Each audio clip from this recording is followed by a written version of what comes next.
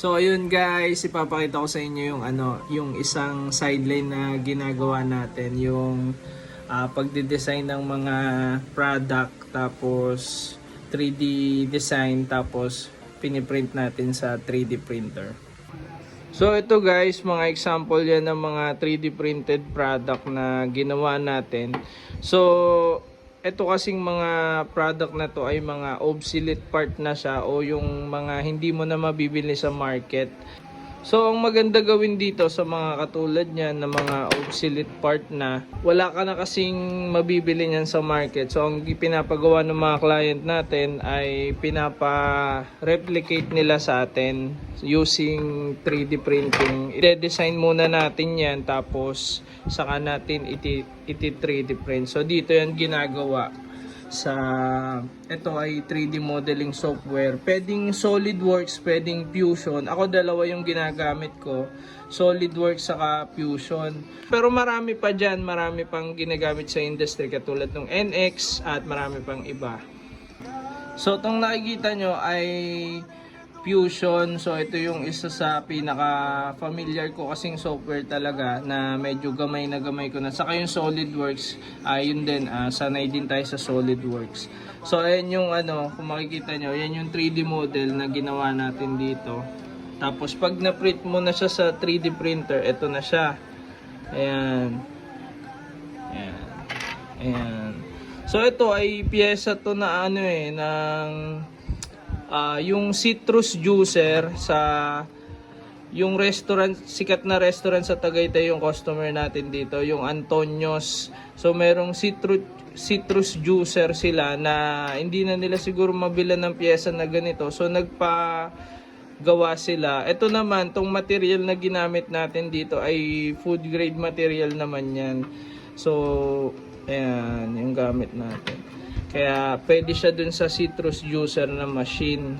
So ayan, ito mga sample lang to, pero nakapag-deliver na tayo dun sa client ng mga part na ganito. Ito naman, cup lang to na mga lumang modelo ng sasakyan, tapos may mga auxiliary light sila. Ito siya ayan, yung mga ilaw ng sasakyan.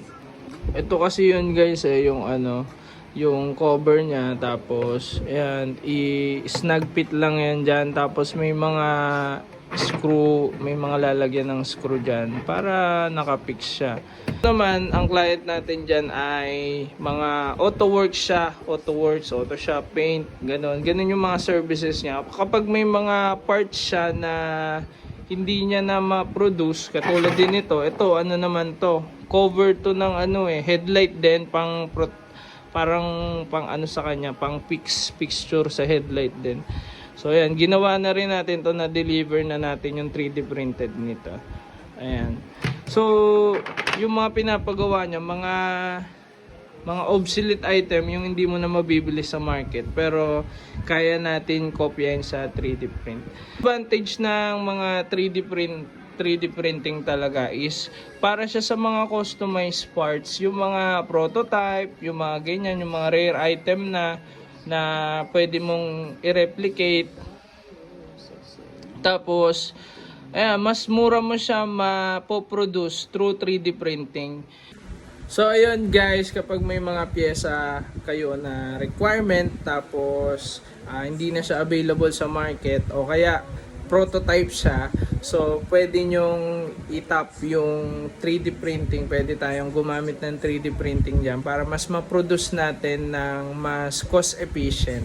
So pag kailangan nyo naman ng 3D printing services na magki-cater sa inyo, ay syempre ipopromote ko na yung Sampi 3D printing natin, para baka sakaling kaya natin yung part na required nyong ipaproduce. So kontakin nyo lang kami dun sa Sampi 3D Printing Services na FB page namin.